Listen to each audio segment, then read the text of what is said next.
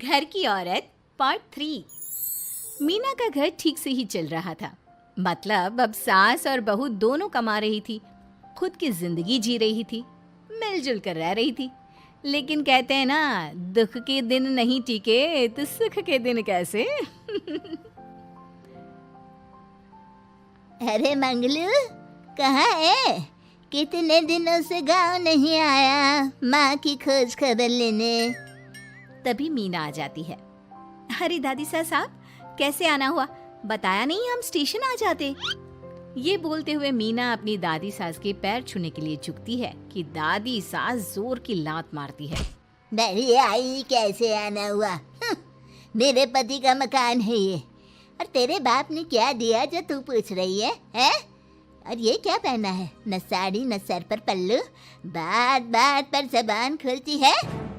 दादी सास बोलना रोक ही नहीं रही थी। मीना को गुस्सा आने ही वाला होता है कि उसकी सास आ जाती है। क्या बात है मीना, कौन चिल्ला रहा है? मैं हूँ मंगलू की दुल्हन। बहुत चपर चपर कर रही है ये मीना बहू। इसकी जुबान पर लगाम लगवा ले।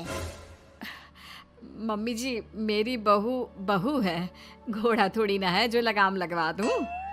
तभी वहां मंगलू यानी कि मीना का ससुर आ जाता है और मीना की सास को एक जोर का तमाचा लगा देता है। वाह, जुम्मा 2 दिन हुए नहीं कमाना शुरू किए, मेरी माँ के सामने होशियार बन रही है। मैंने बुलाया है माँ को। ये रहेंगी तो कम से कम इस घर की औरतें औकात में रहेगी। अरे जब से कमा रही है सर पर चढ़कर नाच रही है। चिंता न कर मंगलू, मैं आ गई हूँ ना। दोनों को लाइन में लगा कर रखूंगी। दोनों बहू ने मेरे मंगलू की जिंदगी खराब कर रखी है। तभी वहां पोता यानी कि मीना का पति आ जाता है। पोता जो कि दादी का दीवाना था। दादी मुझे क्यों नहीं बताया कि आप आने वाले हैं? मैं गांव आ जाता कार लेकर आपको लेने। अरे तू तो जानता ही है, कार में बैठ नहीं पाती। पता नहीं, बहुत दिनों से लग रहा था कि तू और मंगलू परेशान है। आज मन नहीं माना तो आ ही गई मैं। देख, यहाँ आकर पता लग रहा है। क्या पता लग रहा है दादी? यहाँ तो सब ठीक है, किसी को कोई परेशानी नहीं है। क्यों माँ, क्यों मीना, क्या हो गया? इन दोनों को क्यों परेशानी होगी? इन लोगों ने तो परेशान करके रखा है। माँ और मीना के बारे में कैसी बात कर रहे हैं पापा? क्या हो जाता है आपको रह रह कर? तू तो खाना बना बना कर बेशर्म हो गया है, लेकिन मैं नहीं। मेरी माँ आ गई है अब इस घर में। अब यहाँ सब वैसे ही रहेंगे जैसा मैं चाहता हूँ। देख मंगलू, तेरी बहू काम करती है तो मुझे कोई लेना देना नहीं है, लेकिन मेरी बहू कोई दर्जी का काम नहीं करेगी। साफ साफ बोल रही हैं। लेकिन दादी साहब, वो तो बहुत अच्छा बुटीक चला रही हैं।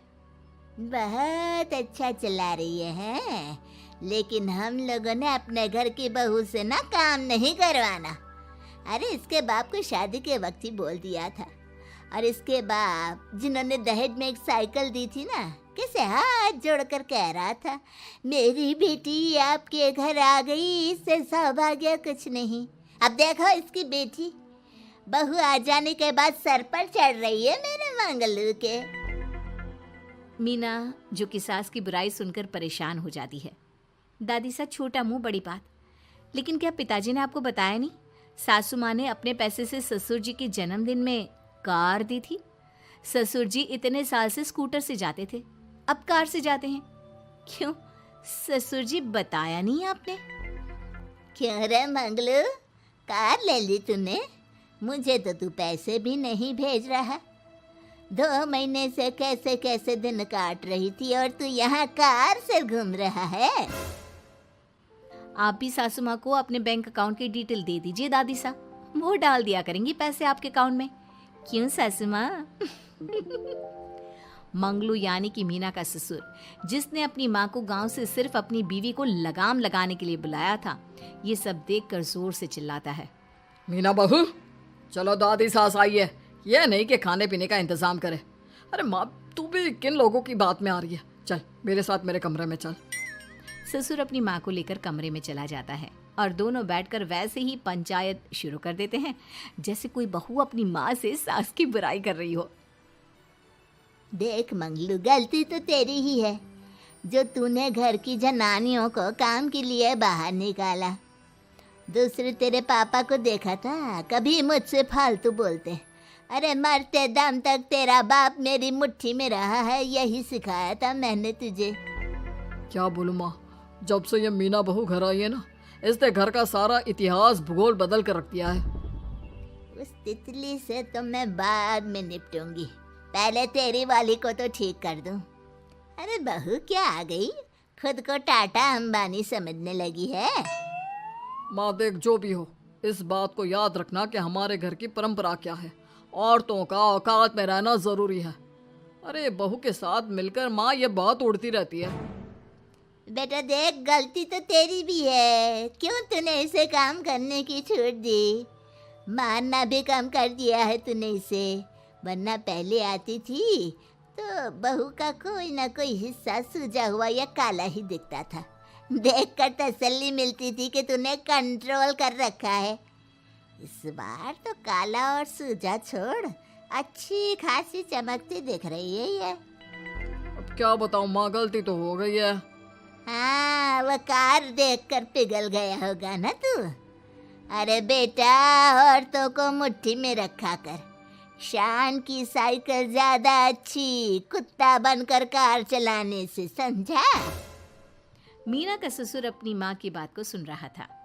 बस माँ, जो गलती हो गई मिट्टी डाल उस पर। अब बस तू ना घर पहले जैसा करके जाना। ये सब ना बहू का किया धरा है, समझी। मतलब बहू को ठीक करना है तो बहू को लगाम लगाना होगा। ठीक है।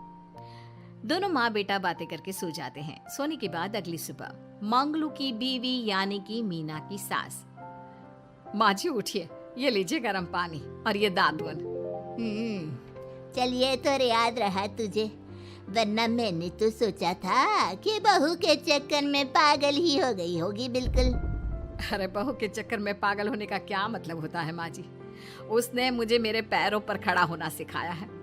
मैं तो कहती हूँ उसके जैसी मेरी बेटी होती ना तो शायद मैं बहुत पहले जीवन का मतलब समझ चुकी होती। तो दादी सास को समझ में आ जाता है कि सारा मामला मीना पर जाकर ही ठीक होगा। वो सोच लेती है कि अपनी बहू को छोड़कर पहले मीना को सही करना है। फिर अगले रोज, अरे मेरे पोते के पास तो मेरे पास बैठने का वक्त भी नहीं है, हैं? अरे कैसी बात करती है दादी, तेरे लिए तो मैं नौकरी भी छोड़ दूं। नौकरी नहीं, तू ना बीवी छोड़ दे, खुश हो जाऊंगी मैं।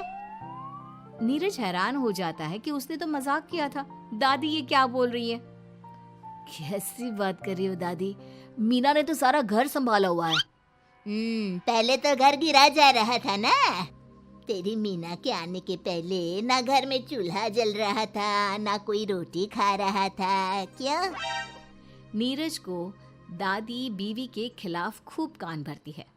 तू सही कह रही है दादी, औरत पैर की जूती और हाथ की मुट्ठी में ही ठीक लगती है। मीना ने ना सिर्फ घर का माहौल बिगाड़ा, माँ को भी पिताजी की इज्जत करनी छुड़वा दी। अब ठीक बोल रहे हो, घर को बिगाड़ने की मेन जिम्मेदार तो मीना ही है दादी। अभी उसे ठीक किए देता हूँ। तभी वहाँ पिता भी आ जाता है। देख बेटा, तो रोटी कम खाना मंजूर, लेकिन इन औरतों के आगे झुकना मंजूर नहीं। तेरी दादी ने घर की परंपरा बनाकर रखी। मजाल कि मेरा बाप मेरी माँ के सामने कुछ कह लेता। पर पापा, एक बात पूछनी थी। रहने बेटा, तू ना कंफ्यूज है जीवन में, तू ना कंट्रोल कर पाएगा अपनी जनानी को। मंगलू, मेरी तो टिकट ही करा दे गाँव की। तुम लोगों के घर तो मर्दों की कोई इज्जत ही ना है, और ये मेरे घर की परंपरा ना है। मैं चली। अरे ना ना दादी, मैं तो बस देख अब मैं कैसे कंट्रोल करता हूँ इसे कल। फिर अगले रोज मीना ऑफिस के लिए तैयार हो रही थी कि देख मीना, आज मेरे दफ्तर से कुछ लोग खाने के लिए आ रहे हैं, तो शाम के खाने में। लेकिन आज तो मेरी मीटिंग है, फिर घर आने में मुझे देर हो जाएगी। तो मैं क्या करूं? बोला ना शाम को खाना बनाना है तो बनाना है, समझी। मीना को पति की बात अजीब लगती है, पर वो दादी सास के सामने कोई भी ड्रामा क्रिएट करना नहीं चाहती थी। ठीक है, मैं शाम को जल्दी आ जाऊंगी। अच्छा क्या खाना है प्लीज जल्दी से बता दीजिए। पर बेटा तू तो। बहू सास को चुप रहने का इशारा करती है, लेकिन पोते को तो लड़ना था। वो मीना पर जोर से चिल्लाता है, मीना देख, ज्यादा हीरोइन मत बन। आज ऑफिस जा रही है तो जा, लेकिन सुन, तुरंत रिजाइन देकर घर आ जाना। ना मुझे तेरी कमाई चाहिए, ना ही तेरी नसीहत। आज से घर में वही होगा जो मैं चाहूंगा, समझी? अरे कैसे लैंग्वेज बोल रहे हो, ये तुम्हारी बोली नहीं है, कौन सिखा रहा है तुम्हें? तभी दादी सास आ जाती है। क्या बोलना चाह रही है बहू? मैं मुन्ने के कान भर रही हूँ, हैं? हाँ, मुझे तो यही लग रहा है, वरना हम लोगों का घर अच्छे से चल रहा था, सभी मिलजुल कर एक दूसरे को इज्जत देकर रह रहे थे। लेकिन अब तभी मीना को उसका पति जोर से डांटता है। सास बेटी बहू की लड़ाई को बर्दाश्त नहीं कर पाती। देख नीरज, बहू को डांटना या फिर बहू के साथ गलत व्यवहार, ये सब मुझसे बर्दाश्त नहीं होगा। वाह रे वाह, सारी जिंदगी जो पति की डांट और मार खाती रही, अब बहू को थोड़ी सी डांट क्या पड़ी, गुस्सा आ गया। हाँ माँ, क्या हो गया? मैंने तो मीना को कहा कि देख नीरज, मेरी बहू को कुछ नहीं कहेगा तू।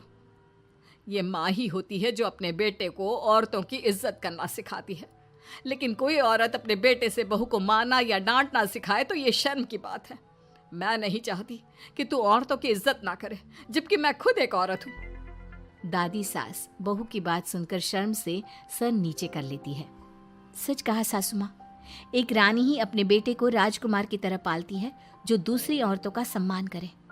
काश दादी सास भी पिताजी को अच्छे संस्कार दे पाती। मीना की बात सुनकर दादी सास उन लोगों से माफी मांगती है। मैं समझ गई बहू, औरतों की बेइज्जती करने को घर की परंपरा समझती थी, झूठी शान समझती थी। वो सब गलत है।